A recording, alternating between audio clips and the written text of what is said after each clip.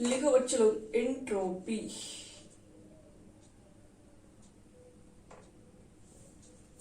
ठीक है, एंट्रोपी क्या होता है? एंट्रोपी को देखो, सबसे अगर सिंपल वर्ड में समझा जाए, एंट्रोपी क्या है, हम लोग थर्मोडायनेमिक्स के अंदर पढ़ते हैं एंट्रोपी को, और ये भी एक इंपॉर्टेंट ही टॉपिक है। एंट्रोपी का अगर सिंपल मतलब कहा जाए तो एक लाइन में बोल सकते हो, रैंडमनेस।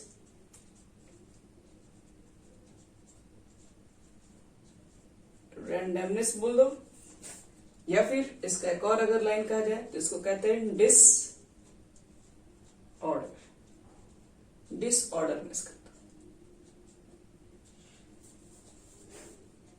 रैंडमनेस यानी कि जिस सिस्टम के अंदर रैंडमनेस होगी या डिसऑर्डरनेस है, उसी को हम लोग एंट्रोपी बोलते हैं। मतलब देखो, अब आते हैं इसकी डेफिनेशन पे। Degree of random of A system is called entropy. अब बोल सकते हो कि डिग्री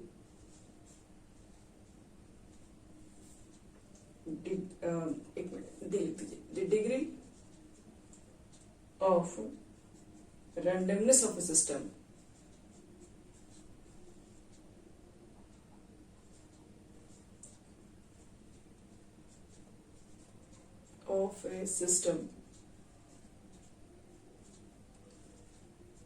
is called entropy.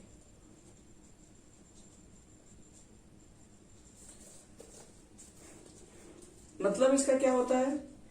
मतलब इसको समझने के लिए समझिए, अगर मान लो कहीं रैंडमनेस बहुत ज्यादा है, ठीक है, रैंडमनेस से क्या होता है? रैंडमनेस एक मतलब एंट्रोपी एक रैंडमनेस मेजर करने का तरीका होता है।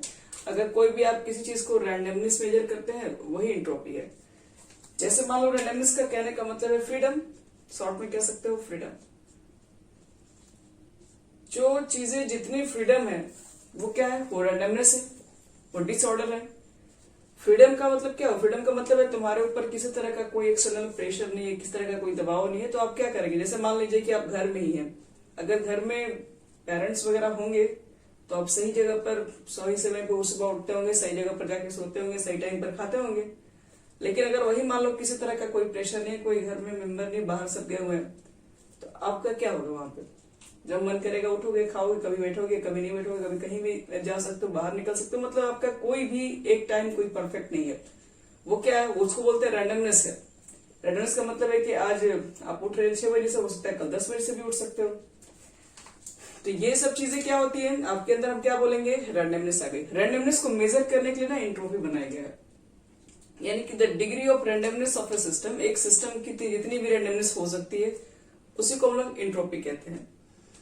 जैसे मान लो स्कूल के ऊपर अगर बात किया जाए, स्कूल में अगर तुम लोग जाओगे, ठीक है, तो जब तक टीचर्स हैं तब तक तुम लोग क्या करते हो? क्लास में सब एक जगह एक स्थान पे बैठे रहते हो, एकदम सब कोई एक ही पोजीशन पे रहता है, वहां पर रैंडमनेस बहुत कम होती है। लेकिन वही टीचर अगर मान लो क्लास से बाहर चल जाए, या फिर मान के चलो कि अगर घंटी लग जाता है छुट्टी का, तो उस समय देखिए वहां पर कितना भीड़ भाड़ होता है। कोई भी लाइन से नहीं रहता है, कोई भी लाइन तोड़ के भागने लगता है। प्रेयर के टाइम एक है तो वो रैंडमनेस नहीं है, वो एक तरीके से स्ट्रिक्टली मैनेज किया गया चीजें। लेकिन वही अगर छुट्टी वगैरह होता है तो उस समय का आप देख सकते हैं, वो जो चैन होता है वो ब्रेक हो जाता है, बच्चे कहीं भी मूव कर रहे होते हैं, तो उनको क्या फ्रीडम मिलती है। तो फ्रीडम का मतलब यही होता है कि आपके पास एक तरीके का फ्रीडम मिलने की वजह से रैंडमनेस बढ़ती है, डिसऑर्डरनेस बढ़ती है। और जो भी तरीके से जो भी हम लोग कोई भी ऐसा इंस्ट्रूमेंट या कोई भी ऐसी चीज है जिसको जो रैंडमनेस को मेजर कर सके, रैंडमनेस को मेजर करने के लिए जो भी चीजें बनाई गई है उसका नाम है एंट्रोपी। एक्चुअल में ऐसा कुछ होता नहीं है, बस ये सब छोटी छोटी चीजें, इमेजिनेशन चीज है इसके अंदर। देखो एंट्रोपी अगर चेक किया जाए, जितना ज्यादा रैंडमनेस होगा, मतलब जितना ज्यादा मॉलिक्यूल्स के अंदर रैंडमनेस होगा, तो हम लोग बोलते हैं उस मॉलिक्यूल्स की उतनी ही ज्यादा एंट्रोपी हो रही है।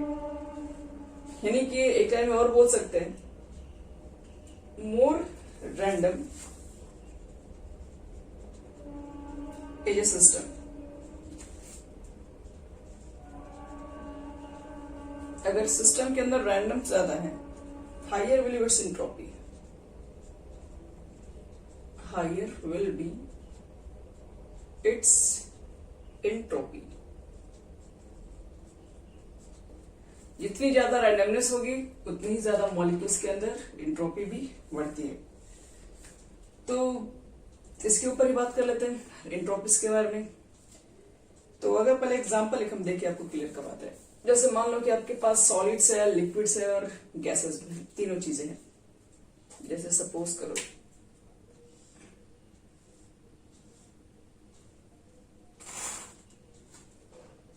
जैसे मान लो मेरे पास 3 तरह के मैटर है।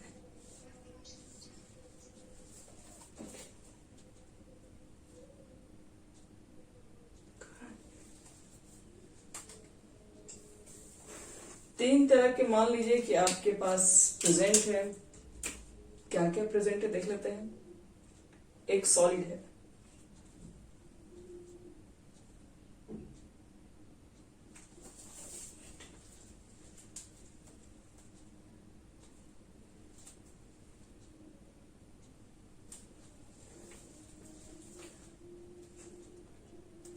देखो बच्चों लोग, मान लो हमारे पास एक सॉलिड है। सॉलिड में क्या होगा, सॉलिड में सारे पार्टिकल्स क्लोज क्लोज होंगे, काफी नजदीक होंगे।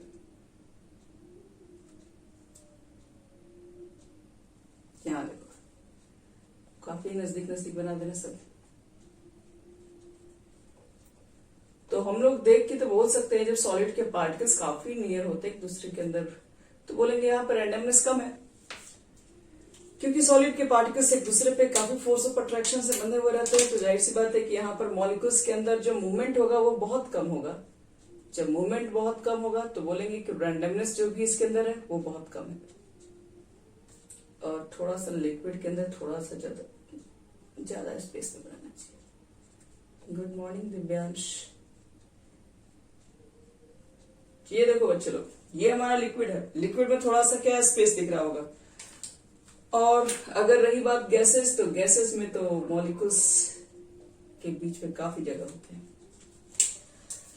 तो सॉलिड है, लिक्विड है, गैसेस है। रैंडमनेस ज्यादा कहां पर होगा, तो रैंडमनेस ज्यादा वहीं पर होगा जहां पर अट्रैक्शन कम होगा, जहां पर फ्रीडम होगा। तो फ्रीडम कम दिख रहा है कि यहां पर है, तो इसलिए बोल सकते हैं कि यहां पर एंट्रोपी भी ज्यादा होगा। एंट्रोपी एक्चुअल है क्या, वही आपको रैंडमनेस को मेजर किया जाता है, उसी से एंट्रोपी कहते हैं।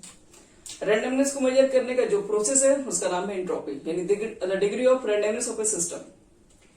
तो ये आपके पास गैस के अंदर एंट्रोपी बहुत ज्यादा हाई होगा, लिक्विड्स के अंदर कम होगा, और सॉलिड्स के अंदर एंट्रोपी बहुत कम होते हैं। चलो अब इसके बारे में हम लोग आगे पढ़ते हैं, थोड़ी सी इसकी प्रॉपर्टीज की भी ऊपर बात करेंगे हम लोग। तो एक लाइन में अगर कहा जाए तो डिक्रीज कर रहा है, इंक्रीज कर रहा है, रैंडमनेस इंक्रीज कर रहा है।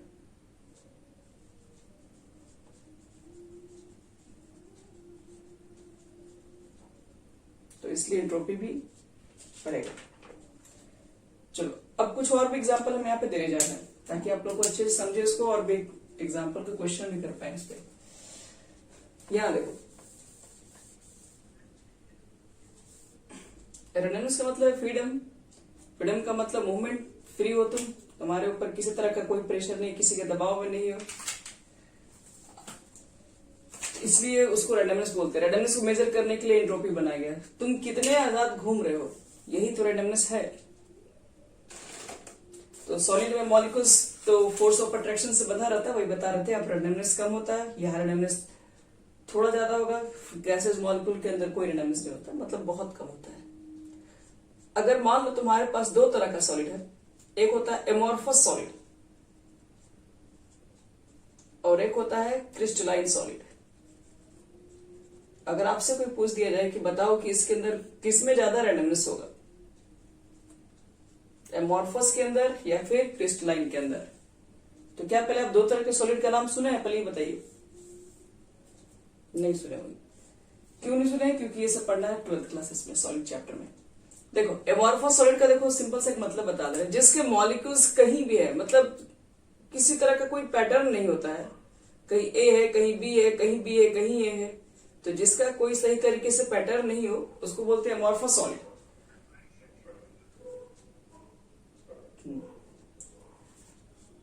कह रहे हैं जिसका किसी तरह से कोई पैटर्न को फॉलो नहीं किया जा सकता हो वो एक एमोर्फस सॉलिड है। क्रिस्टलाइन में क्या होता है कि एक रेगुलर पैटर्न होता है, मतलब अगर यहाँ पर ए है तो यहाँ पर बी है, तो फिर ए ही मिलेगा, फिर बी ही मिलेगा, यहाँ पर ए है तो बी मिलेगा, बी है तो ए मिलेगा, ए है तो बी मिलेगा, मतलब एक रेगुलर पैटर्न पे चलता ही है। तो जो भी एक रेगुलर पैटर्न पे चल रहा होता है उसको बोलते हैं क्रिस्टलाइन सॉलिड। और जो कहीं भी अरेंजमेंट है, जो कहीं भी अरेंज है, कहीं भी मूव कर रहा है, वो होता है आपके पास एमोर्फस सॉलिड। तो ये दो आपके पास सॉलिड अगर है तो आपसे पूछा जाता है कि इसके अंदर किसके अंदर एंट्रोपी ज्यादा होगा। एंट्रोपी का मतलब वही है रैंडमनेस, डिसऑर्डरनेस। तो समझ में आ रहा ना बच्चों लोग किसमें ज्यादा होता है? ये आपका होता है क्रिस्टलाइन में, सॉरी उल्टा बोल देना, क्रिस्टलाइन सॉलिड जो होता है उसमें एक रेगुलर अरेंजमेंट में चलता है। आप कहीं से आके इसमें नहीं घूम सकते, मूव नहीं कर सकते। वो ए के बगल में बी ही रहेगा, एकदम 100% श्योर है, बी के बगल में ए ही रहेगा। तो यहाँ पर तो एक परफेक्ट तरीके से चल रहा है, यहाँ तो एकदम रैंडमनेस आपका जीरो चल रहा है। लेकिन एमोर्फस सॉलिड में ए कहीं भी मिल सकता है, बी कहीं भी मिल सकता है। तो ये जो सॉलिड एक तरह का होता है, ये क्या होता है? एमोर्फस सॉलिड होता है। पढ़ोगे टाइप्स ऑफ सॉलिड, दोनों में काफी डिफरेंस भी होता है। अभी तो आप बस इतना याद रखिएगा, जिस पार्टिकल्स के अंदर, जिस सॉलिड पार्टिकल्स के अंदर जो रेगुलर अरेंजमेंट होता है वो क्रिस्टलाइन सॉलिड होता है, और जिसका अरेंजमेंट इरेगुलर होता है वो एमोर्फस सॉलिड होता है। जैसे एक और एग्जांपल देखते हैं हम लोग। देखो नेक्स्ट एग्जांपल अगर हम लोग देखें तो जैसे मान लो कि O2 है, O3 है, ये दोनों गैसेस ही हैं। तो क्या आप सोच के बता सकते हैं कि किसके अंदर रैंडमनेस ज्यादा है, किसके अंदर कम है?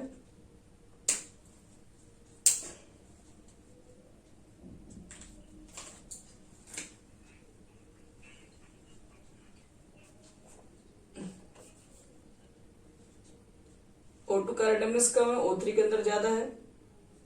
ऐसा क्यों लग रहा था आपको?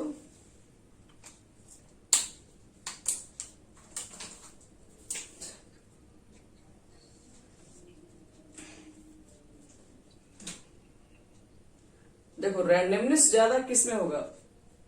हाँ वही बता रहे, रैंडमनेस देखो ज्यादा कब होता है, समझा रहे, ध्यान समझना। इसमें 2 मॉलिक्यूल्स है, इसमें 3 मॉलिक्यूल्स है। तो ज्यादा डिसऑर्डरनेस किसके अंदर आने के चांसेस होते हैं? तो डिसऑर्डरनेस वही सबसे ज्यादा आता है जहां पर नंबर ऑफ पीपल्स ज्यादा होंगे। अब जैसे मान लो कि कोई एक बच्चा मेरे पास पढ़ रहा है, तो वो तो पूरा मेरे कंट्रोल में रहेगा, वो तो बिना मेरे कहे सांस नहीं ले सकता है, ऐसा मतलब। तो कहने का मतलब है कि वो काफी स्ट्रिक्ट, मतलब हम सामने रहेंगे पढ़ाएंगे तो एकदम चुपचाप वो बैठ के पढ़ता रहेगा। अगर 2 होगा तो एक दूसरे से आपस में थोड़ा सा बढ़ाए, मतलब थोड़ा सा पढ़ेगा भी, थोड़ा सा बात भी करे, तो थोड़ा सा डिसऑर्डरनेस बढ़ा। अगर वही क्लास में 10 बच्चे हैं तो सबको मालूम होगा कि अब 10 बच्चे हैं तो आपस में एकदम अगल बगल सब घूमते फिरते, मतलब देखते रहेगा एक दूसरे को।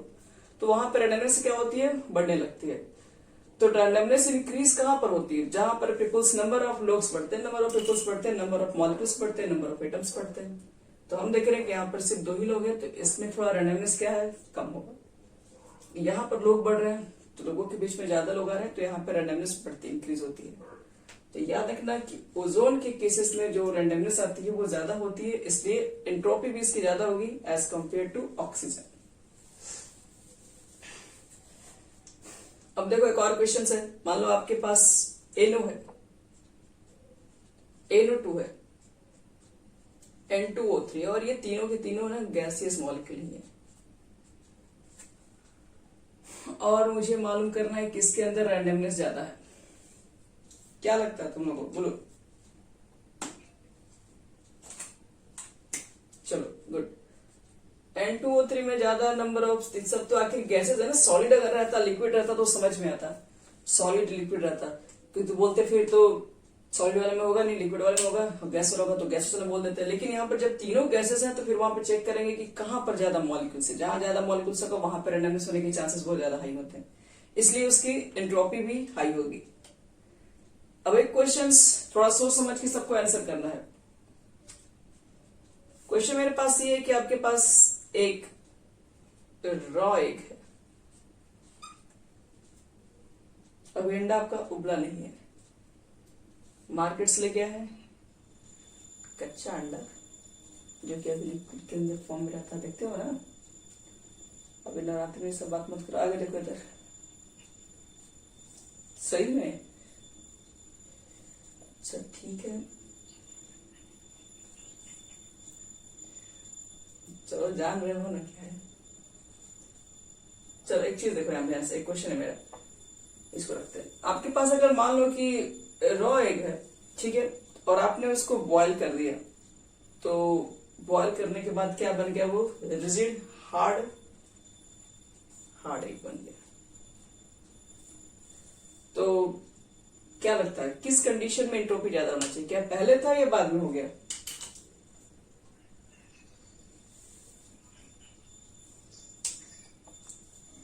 अच्छा पहले में था, बताइए ऐसा क्यों?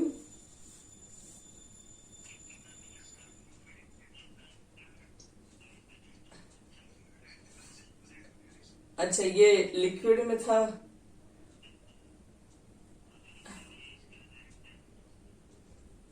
मतलब इसमें एंट्रोपी ज्यादा होगा और इसमें एंट्रोपी कम होगा, यही बोलना चाह रहे हैं? चलिए सबका गलत है। सबका एक साथ गलत है। हाँ। रॉ एग में आप लोग कह रहे हैं ज्यादा है, लेकिन एक्चुअल में हार्ड एग में ज्यादा होता है एंट्रोपी। एंट्रोपी जो होती है, जो रैंडमनेस होती है बच्चे लोग, इसमें ज्यादा है, इसमें कम है। तो ऐसा क्यों? वही आपके अंदर दिमाग में क्वेश्चन आ रहा है कि इसके अंदर तो लिक्विड है, तो फिर ऐसा क्यों है?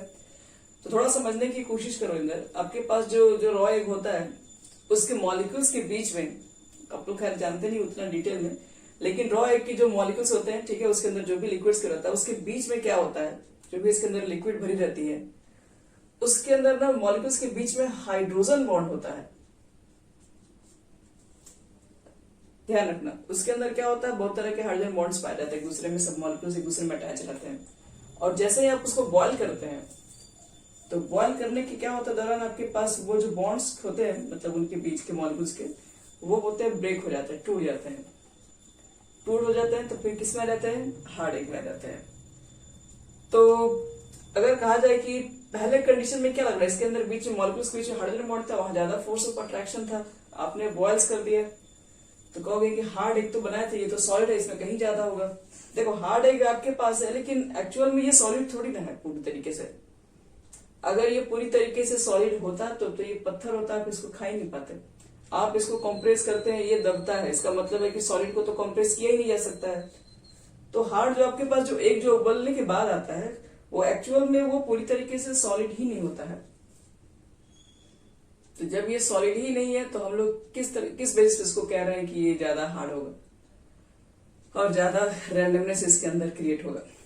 तो यही पर मेरे को बता रहे हैं, सॉरी कम रैंडमनेस होगा।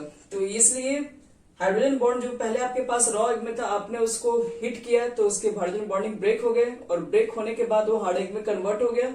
लेकिन इस कंडीशन में जो आपके पास, ऐसे देखने से तो यही लगता है, इस कंडीशन में हाइड्रोजन बॉन्ड था, इसलिए इसके मॉलिक्यूल के बीच में अट्रैक्शन ज्यादा था, तो मूवमेंट्स कम था।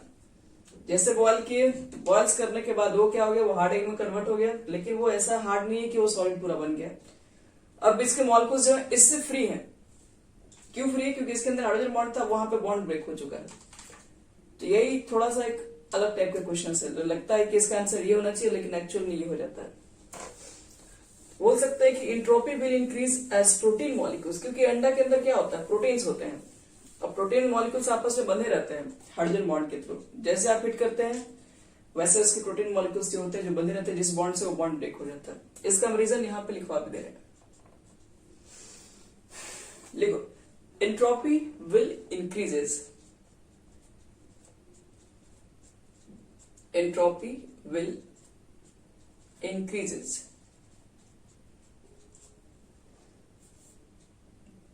as protein molecule, as protein molecules bonded through hydrogen bond, bonded through hydrogen bond in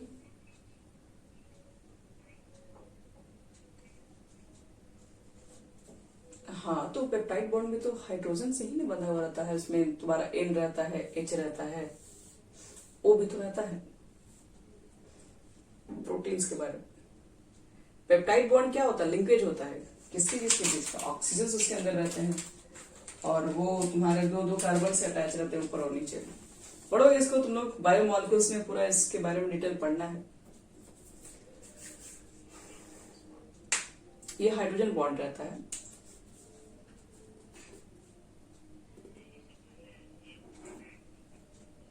peptide bond in A raw egg. अभी जरूरत नहीं है आपको जानने का, हम बता देंगे क्या होता है, वो बताएंगे भी तो आपको भी समझ में नहीं आएगा। In raw egg will become free on boiling. अगर आप बायोलॉजी ले रहे थे तो आप जान रहे थे क्या था ये। On boiling due to breaking of hydrogen bonds.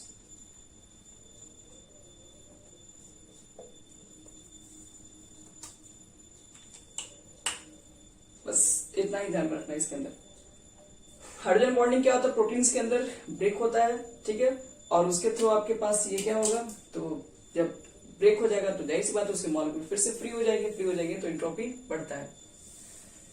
ये तो हो गया पूरी एंट्रोपी की बात।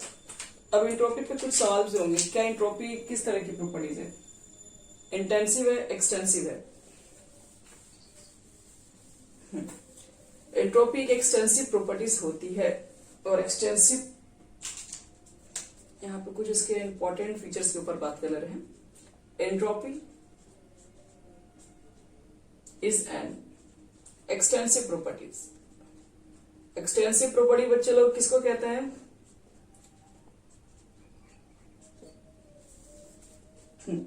तो देख रहे हो कि यहाँ पर नंबर ऑफ मोल्स बढ़ रहे हैं तो एंट्रोपी इंक्रीज कर रहा है, तो इसका मतलब मोल्स पे डिपेंड कर रहा है, मोल्स पे डिपेंड कर रहा है, इसलिए एंट्रोपी एक एक्सटेंसिव प्रॉपर्टीज है। अब आगे बढ़ते हम लोग हैं, entropy is a state function. Entropy is a state function. Entropy एक स्टेट फंक्शन भी है। स्टेट फंक्शन मतलब इनिशियल और ये फाइनल पे डिपेंड करेगा।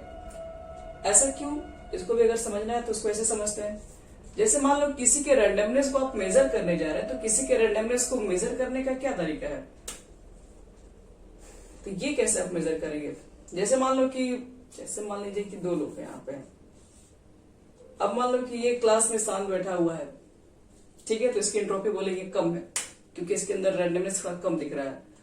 अब मान लो कि 2 दिन के बाद अगर ये बदमाशी करने लगा, ज्यादा हल्ला गुल्ला करने लगा, शोर शराबा करने लगा, तो हम लोग क्या बोलेंगे, हम लोग बोलेंगे कि इसकी रैंडमनेस बढ़ी है, इसकी डिसऑर्डरनेस बढ़ गई है, इसकी एंट्रोपी बढ़ गई है। तो हम लोग क्या करेंगे, वो पहले कितना था, शरीफ था, और आज क्या हो गया, वो देख के हम लोग सिर्फ उस दोनों के बीच में चेंज को कैलकुलेट कर पाएंगे, ना कि वो पहले क्या रहा होगा उसका रैंडमनेस। तो ये चीजें मेजर नहीं की जा सकती हैं, बस उसके अंदर होने वाले ना चेंज को मेजर कर पाते हैं लोग।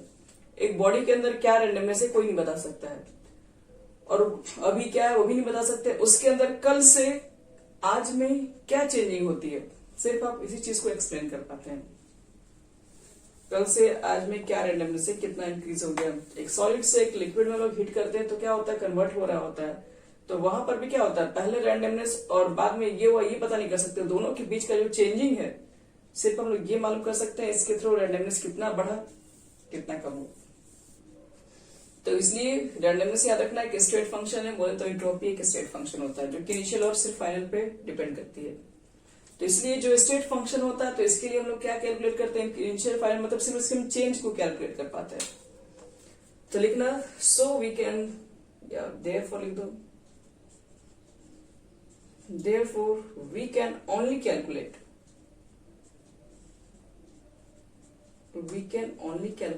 change in its value।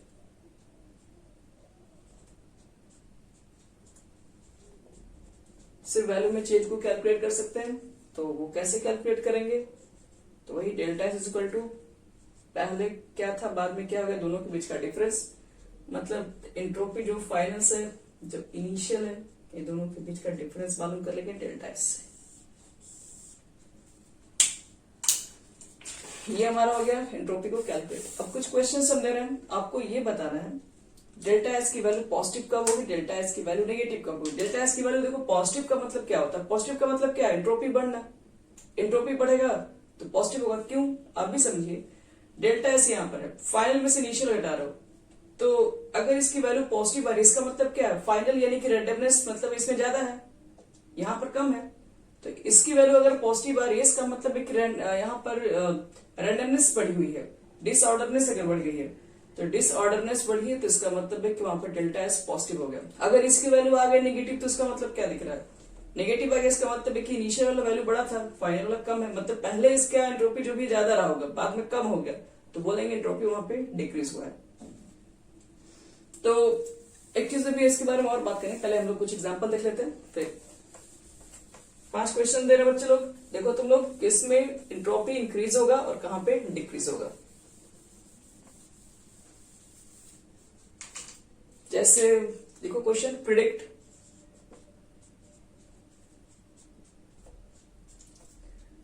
the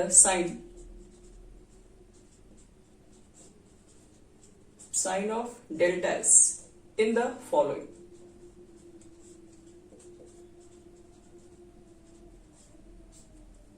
आपको डेल्टा एस का साइन बताना है, मतलब पॉजिटिव होगा कि नेगेटिव होगा क्वेश्चन के अंदर। पहला लिखो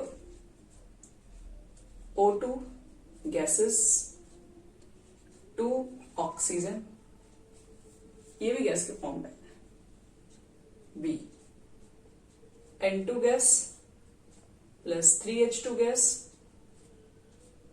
और एरो के बाद आपके पास है 2 अमोनिया, ये भी एक गैस। सी क्वेश्चन में देखो अमोनियम हाइड्रोजन सल्फाइड और प्लस, एक मिनट ये इसका स्टेट बता दे रही, ये सॉलिड है और आपने इसको कन्वर्ट कर दिया है ammonia gas plus H2S gas में। डी अमोनियम क्लोराइड NH4Cl, सबको पता है ये सॉलिड है, इसको हम लोग एक्वस में डालेंगे तो क्या बन जाएगा NH4 aqueous plus Cl minus aqueous. और 5वां क्वेश्चन, स्ट्रेचिंग रबर,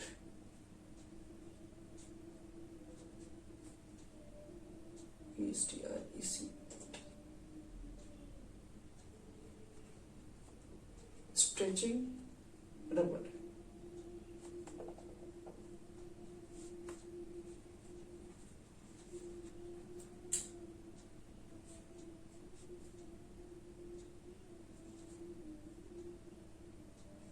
ग्रेफाइट से डायमंड। चलो बस इतना ही क्वेश्चन ट्राई करो पहले, इसके बाद हम आगे बढ़ते हैं। मुझे ये सारे क्वेश्चन में ये बताना है कि डेल्टा एस की वैल्यू किसमें पॉजिटिव होगी। डेल्टा एस की वैल्यू तो सबको मालूम है तभी पॉजिटिव हो सकती है जब एंट्रोपी इंक्रीज करे, और एंट्रोपी इंक्रीज कब करेगा। तो हाँ एक क्वेश्चन बता दे, इसमें कोई भी क्या लगता है कौन सा बता दे आप लोगों को। एक मेरे तरफ है, बाकी 5 आप बनाएंगे कि कर लीजिएगा। पहला कंडीशन में क्या होगा बोलो, पहले आप लोग कर लीजिए ठीक है, उसके बाद हम आपको बताते हैं। ज्यादा नहीं बच्चों लोग, इसके लिए आपको बहुत कम टाइम मिलेगा, 2 से 3 मिनट के अंदर करना है। चलो बच्चों तब आप चेक करते हैं, बताओ फर्स्ट में डेल्टा एस की वैल्यू क्या लिखो, पॉजिटिव या नेगेटिव? सबका सेम। चलिए तब चलो फर्स्ट सबका गलत है, पॉजिटिव होगा इसका। इसका वैल्यू बच्चे लोग पॉजिटिव होगा, रीजन दीजिए क्यों।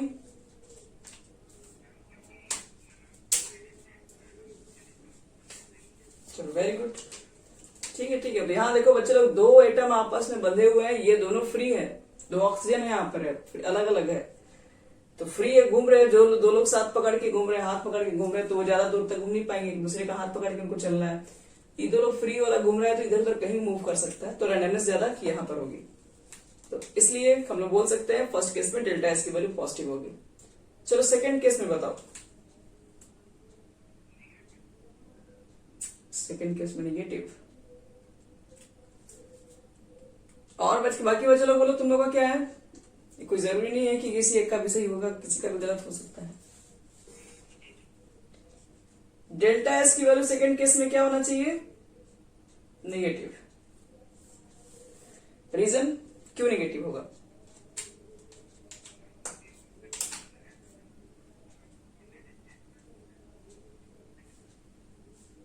अच्छा, ये भी बोल सकते हैं। या फिर यहाँ देखो, यहाँ कितने मॉलिक्यूल्स है?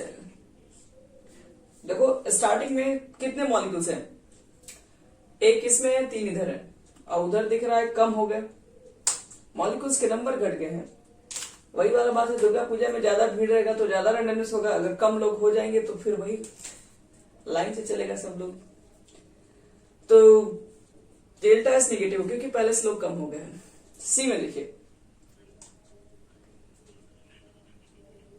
नहीं, अब नाइट्रोजन अमोनिया का सिर्फ 2 ही मॉलिक्यूल्स हैं, यहाँ पर 3 हाइड्रोजन और 1 नाइट्रोजन, 4 लोग घूम रहे थे। समझ में आया? ये चीजें तो वैक्यूम में बाउंडेड हो गया सब कुछ। चलो सी में देखो, तो सी का आंसर क्या होना चाहिए? रीजन दीजिए। पॉजिटिव क्यों? हाँ हाँ, ये भी सही है। ऐसे भी शॉर्ट है बोल सकते हो, ये सॉलिड में था वो गैसेस में चला गया, सॉलिड से गैसेस में चला गया तो फ्री ज्यादा ही तो हो गया, तो इसलिए डेल्टा एस की वैल्यू पॉजिटिव होगी। और नेक्स्ट पे देखो 4 में क्या होना चाहिए? क्यों? हाँ, स्टार्टिंग में सॉलिड था, सॉलिड से चला गया लिक्विड्स के अंदर, तो जाहिर सी बात है कि अब वो ज्यादा फ्री हो गया होगा। चलिए ई वाला बोलिए।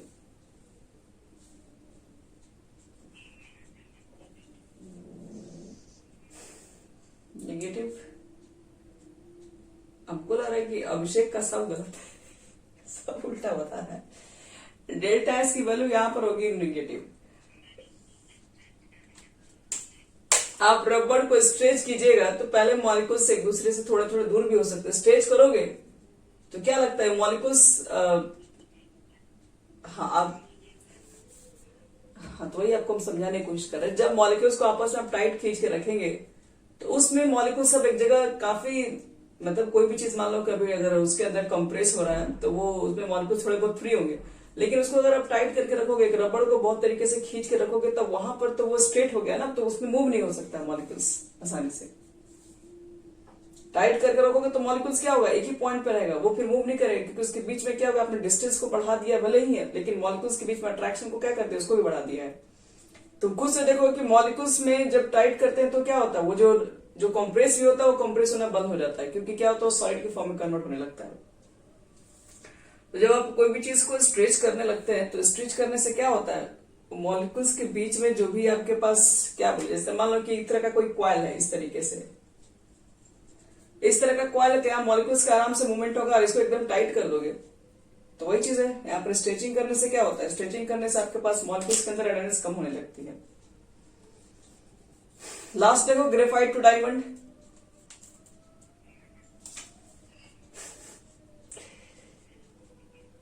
जरूर बात बोलो। इसका वैल्यू तो पॉजिटिव, तो आराम को सुनाई दिया सबसे पहले। इसका वैल्यू नेगेटिव है, क्योंकि डायमंड्स के बारे में आप लोग को मालूम होना चाहिए। डायमंड्स ग्रेफाइट के अंदर क्या होता है, ग्रेफाइट में कार्बन फ्री होता है, उसमें तो हाँ 4 कार्बन बॉन्डिंग मिलेगा।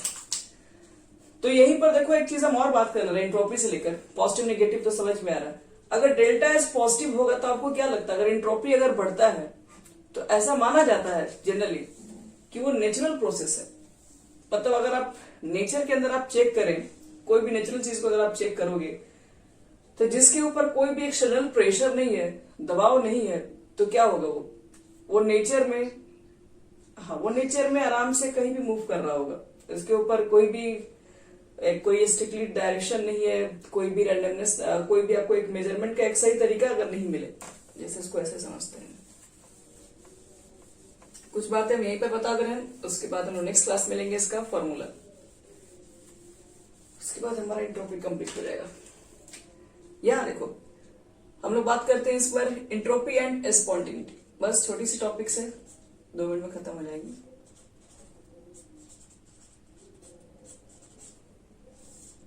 इसको थोड़ा समझना ध्यान से। इसमें अगर मान लो कोई चीजें नेचुरल हो रही हैं, ठीक है, उनके ऊपर कोई प्रेशर किसी तरह का नहीं है, तो वो क्या होती है, वो रैंडमनेस मूव करेंगी। रैंडमनेस मूव करेंगी मतलब मान लो कि कोई भी, वही चीजें बात हुई कि मान लो कि कहीं भी मान लो कोई बारिश हो रही है, कोई हवा चल रही है, मूवमेंट उसका कुछ भी नहीं, कहीं से कोई प्रेशर नहीं है, तो वो कहीं भी मूव कर सकती है। उसके लिए कोई एक डायरेक्शन नहीं कि आपको इसी लाइन में चलना है। जब किसी तरह का कोई प्रेशर ही नहीं, दबाव ही नहीं, तो वो किसी भी डायरेक्शन मूव कर सकता है। उसके लिए कोई भी एक फिक्स डायरेक्शन नहीं है। तो हम लोग जनरली मान के चलते हैं कि जो भी एंट्रोपी होती है, ठीक है, डेल्टा एस अगर पॉजिटिव है, मतलब उसकी रैंडमनेस अगर बढ़ रही है, तो रैंडमनेस बढ़ रही है तो इसका मतलब यही होता है कि वो ज्यादातर जो चीजें जो खुद से हो रही होती है, ठीक है, खुद से हो रही है, मतलब इसके ऊपर कोई भी दबाव किसी का नहीं, खुद से वो चल रही है। खुद से मान लो कि अगर आपको रोड पे चलना है, अगर है मान लो किसी तरह का कोई मोटरसाइकिल वगैरह नहीं, एकदम पूरा खाली एकदम है, तो आप क्या गारंटी कि आप सीधा चलेंगे? घूमते फिरते दौड़ते भागते किसी रास्ते से भी आप निकल जाएंगे। तो इसका मतलब है कि आपकी एंट्रोपी जब किसी तरह के ऊपर कोई प्रेशर नहीं, किसी तरह का कोई भी एक्सटर्नल दबाव नहीं है, कोई फोर्स नहीं है, तो वहां पर वो फ्रीडम हो जाती है। और फ्रीडम के केसेस में एंट्रोपी हमेशा इंक्रीज हो रही होती है। तो हम लोग ये चीजें देखते हैं ना कि जब कोई चीजें नेचुरल हो रही होती है, खुद से वो चीजें हो रही है, मतलब उसके ऊपर कोई भी काम नहीं है, कोई भी दबाव नहीं, खुद से वो हो रही है, खुद से हो रही है, तो वहां पर क्या होता है, वो डेल्टा एस वैल्यू यहाँ पर पॉजिटिव होती है। और जो चीजें खुद से हो रही होती है उसको हम लोग स्पॉन्टेनियस प्रोसेस भी बोलते हैं। तो जो सेकंड और जो थर्मोडायनेमिक्स जो बात किए थे, वो तो इसी के ऊपर तो काम किए थे, स्पॉन्टेनियस प्रोसेस और नॉन स्पॉन्टेनियस प्रोसेस कब होगा।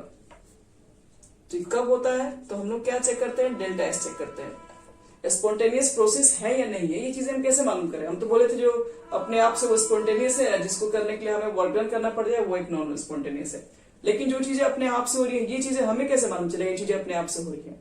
कुछ चीजें मान लो छोटा मोटा एग्जाम्पल समझ में आता है, लेकिन बहुत सारे एग्जाम्पल लेके चेक करना पड़ेगा कि ये चीजें कैसे हो रही है अपने स्पॉन्टेनियस है। तो इसके लिए लोग क्या करते हैं, इसको कैलकुलेट करने के लिए स्पॉन्टेनियस है या नहीं है, डेल्टा एस को चेक करते हैं। अगर डेल्टा एस की वैल्यू ग्रेटर देन 0 आ जाए, मतलब पॉजिटिव आ जाए, तो मतलब इसके अंदर रैंडमनेस बढ़ रही है। रैंडमनेस बढ़ रही है मतलब ये फ्री है, इसके ऊपर किसी तरह का कोई एक्सटर्नल प्रेशर नहीं है, मतलब ये खुद से हो रही है। खुद से हो रही है तो इसका मतलब बोलेंगे then process will be spontaneous.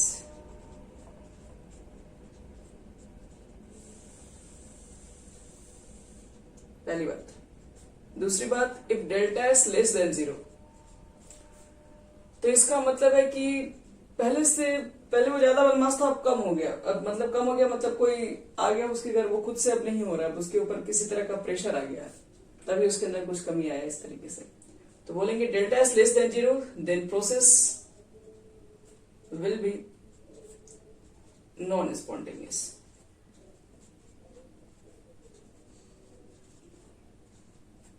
और थर्ड और लास्ट, अगर कभी डेल्टा एस की वैल्यू अगर 0 आ गया हो,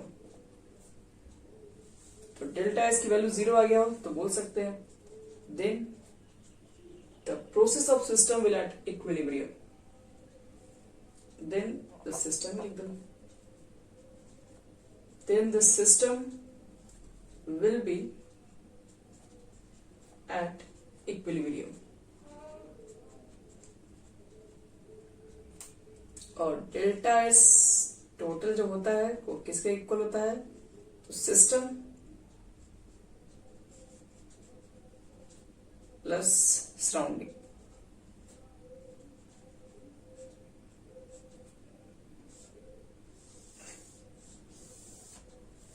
सिस्टम और सराउंडिंग को लेकर चेक किया जाता है, तब हमें मालूम चलता है कि हाँ, मतलब एक तरीके से कहोगे नहीं, यूनिवर्स किससे मिलके, हम लोग पूरा यूनिवर्स को चेक करें। जब स्पॉन्टेनियस के बारे में बात करें तो पूरा यूनिवर्स देख रहे हैं। यूनिवर्स जो आपके पास होता है दो ही चीज से मिलकर बनता है, एक तो सिस्टम जो कि आपको पर्पस के लिए लिया गया स्टडी करने के लिए, और उसको छोड़ के बाकी दुनिया में जितनी चीजें है वो क्या है, सराउंडिंग्स है। तो अगर मुझे वही चीजें टोटल कैलकुलेट करना है तो आप चेक करेंगे कि सिस्टम को अपना देखेंगे कितना वो आपके पास रैंडमनेस था, सराउंडिंग में कितना रैंडमनेस कर रहा है, मतलब एक तरीके से हीट के ऊपर बात करेंगे कि हीट इतना ऑब्जॉर्व किया, ऑब्जॉर्व करेगा उसके मॉलिक्यूल से इतना फ्रीडम उसके अंदर आ गए। तो ये टोटल आपको कैलकुलेट करना होगा, एंट्रोपी कितना होगा, एंट्रोपी चेंज कितना होगा, तो इसको लोग ऐसे भी लिखते हैं। डेल्टा एस टोटल जब निकालना होगा तो सिस्टम को भी चेक करना पड़ता है, सराउंडिंग को भी चेक करना पड़ता है। तो बस बच्चे लोग याद रखना, इसके अंदर यही आपको यहाँ पे इंपॉर्टेंट बातें सिखाई जाएगा। एंट्रोपी ही बताता है आपके पास कि कोई प्रोसेस स्पॉन्टेनियस है या नहीं है।